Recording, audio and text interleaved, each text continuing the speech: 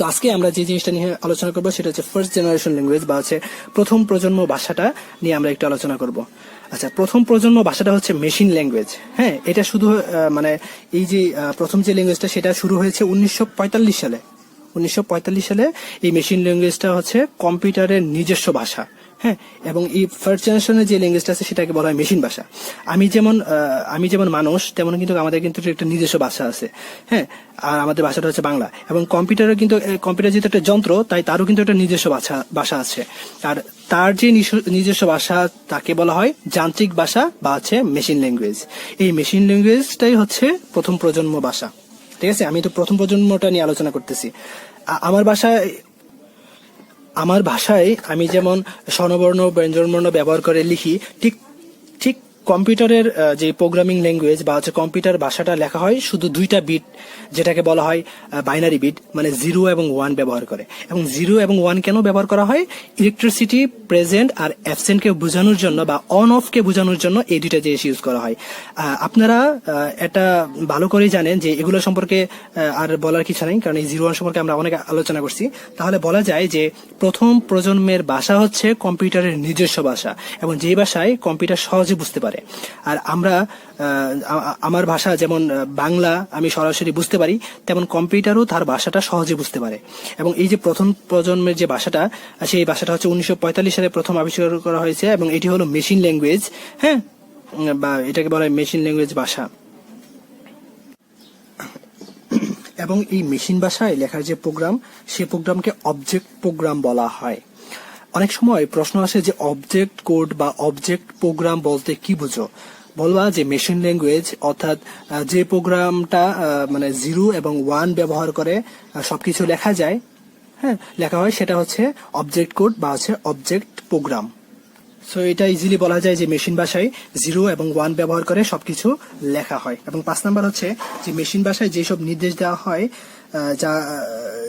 হয় তাদেরকে সাধারণত হচ্ছে 4 ভাগে ভাগ করা হয়। এটা সম্পর্কে আমরা আগেই অনেকগুলো জানি, এবং এগুলো একটু বই পড়লে বোঝা যাবে। এবং সেই 4টা যে জিনিস, এই যে মেশিন ভাষা যেসব নির্দেশ দেওয়া হয়, তার মানে এই 4টা ভাগে ভাগ করা হয়: প্রত্যক্ষ ব্যবহার, গাণিতিক নির্দেশ, ইনপুট এবং আউটপুট, নিয়ন্ত্রণ, যেগুলো আমরা পড়তে আমরা বুঝে যাব। প্রত্যক্ষ ব্যবহার মানে হচ্ছে কি, একটা প্রোগ্রাম শুরু করতে হলে আমাদেরকে স্টার্ট লাগবে, এবং সেই প্রোগ্রামটা শেষ করতে হলে আমাদের স্টপ লাগবে। ঠিক আছে। এবং গাণিতিক নির্দেশ মানে হচ্ছে একটা প্রোগ্রামের ভিতরে আমি যোগ করব, বিয়োগ করব, গুণ করব, ভাগ করব, হ্যাঁ সেই হিসাবগুলো আমাদের এখানে লাগবে। এবং হচ্ছে কি ইনপুট হিসাবে কি দিব, যেমন যোগ বিয়োগ এগুলো ইনপুট হিসাবে দেখবো। যেমন হচ্ছে ধরেন আমি 2 এবং 3 যোগ করবো, তার মানে হচ্ছে এই 2 এবং 3 হচ্ছে ইনপুট। ঠিক আছে। এবং এই 2 এবং 3 ইনপুট। এবং হচ্ছে কি এখানে গাণিতিক নির্দেশ কি, আমি যোগ যদি করি তাহলে যোগটা ইউজ করবো, তার মানে এটা গাণিতিক নির্দেশ। এবং এই 2 এবং 3 যোগ করার জন্য কি আমাদের প্রথমে এই জিনিসটা শুরু করতে হবে, তাই না? তার মানে হচ্ছে স্টার্ট, তারপর 2 আনবো, 3 আনবো, এবং এগুলোকে বলে ইনপুট, হ্যাঁ, এবং আউটপুট। যে 2 আনলাম সেটাকে বলে ইনপুট, এবং 2 এবং 3 যোগ করলে যে 5 হবে সেটা হবে আউটপুট। ঠিক আছে। এবং শেষে আমরা হচ্ছে কি এই জিনিসটা স্টপ করে দিব। এবং সেটা নিয়ন্ত্রণ করার জন্য কয়েকটা জিনিস লাগবে, যেমন লোড, স্টোর বা জাম্প লাগবে। সেগুলো আমরা মানে আস্তে আস্তে যখন আলোচনা করব তখন আমরা এই জিনিসটা বুঝবো। আচ্ছা, এখন এখানে একটা প্রোগ্রামে আমরা দেখতে পাচ্ছি। ঠিক আছে। এখন এই যে এখানে লেখা সিম্পল অবজেক্ট প্রোগ্রাম, এটা হচ্ছে আমাদের ভাষা। ঠিক আছে। বা হচ্ছে একটা প্রোগ্রাম রচনা করা, এখানে এটা বাংলাটা, তো এটা হচ্ছে আমাদের ভাষা। ঠিক আছে। আর এই যে এখানে যে 0101 ব্যবহার করে আমরা লিখেছি, এটা হচ্ছে কম্পিউটারের ভাষা। অর্থাৎ হচ্ছে ভাষাটা, এই যে ভাষাটা, সেই ভাষাটা লিখতে শুধুমাত্র 0 এবং 1 জানতে হবে।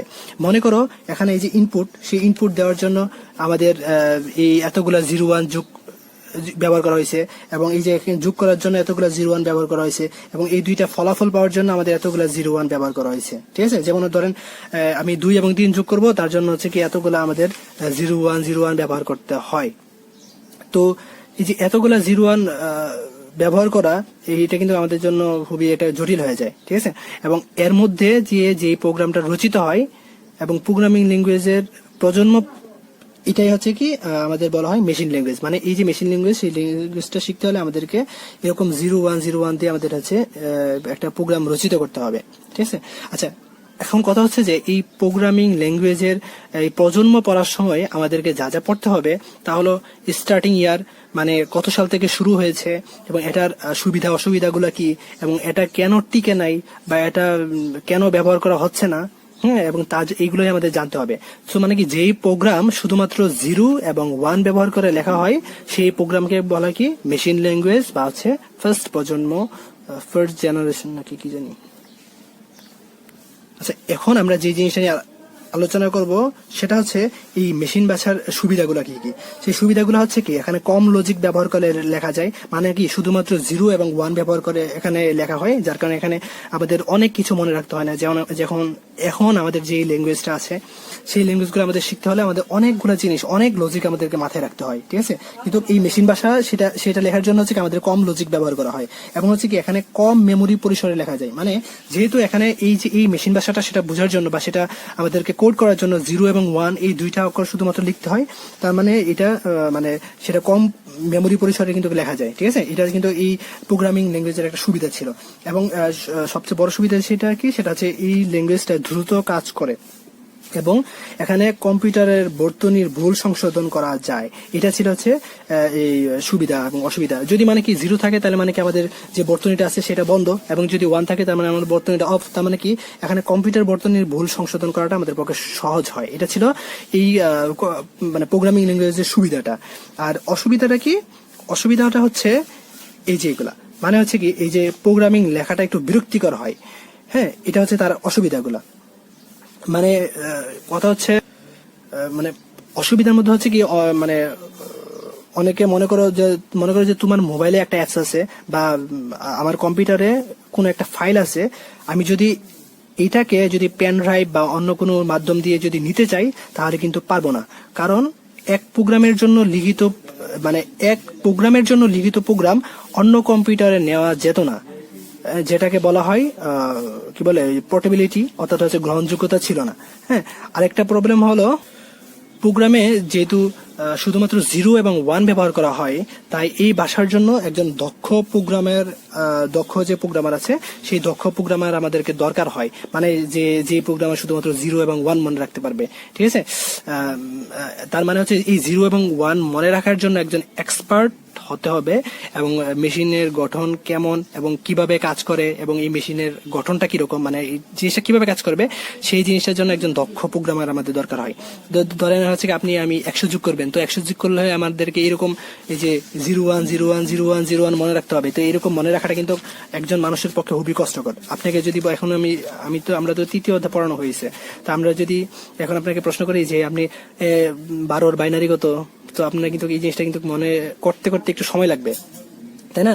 তো আর এই প্রোগ্রামটা মানে এই জেনারেশনটা যেহেতু ফার্স্ট জেনারেশনটা মানে মেশিন জেনারেশনটা যেহেতু শুধুমাত্র 0 এবং 1 ব্যবহার করা হয়, তার মানে এখানে বড় প্রোগ্রাম করতে গেলে আমাদের কিন্তু বহুত সমস্যায় পড়তে হবে। হ্যাঁ, তো মানে কি এই যে অসুবিধাগুলো আছে সেই অসুবিধাগুলো খুব ভালোভাবে মনে রাখবেন। যেমন প্রোগ্রামের লেখাটা বিরক্তিকর ছিল, যেহেতু 0 এবং 1 ব্যবহার করা হয়েছে, তার মানে কি এই প্রোগ্রামের লেখাটা খুবই বিরক্তিকর।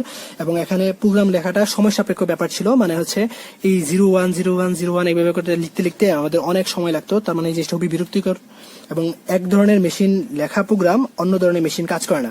মানে এই যে আমি যে বললাম যে আমি যদি কোনো একটা মানে পেন ড্রাইভ দিয়ে বা হচ্ছে আমার কম্পিউটারে যে ফাইলটা আছে সেই ফাইলটা যদি আমি অন্য একটা কম্পিউটারে যদি নিতে চাই তাহলে সেটা কিন্তু আমি পারবো না, ঠিক আছে।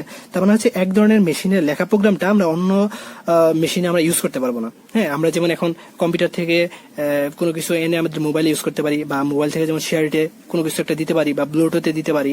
হ্যাঁ, তো ওই ফার্স্ট জেনারেশনের যে ল্যাঙ্গুয়েজটা ছিল সেখানে কিন্তু এই জিনিসটা করা যেত না, ঠিক আছে।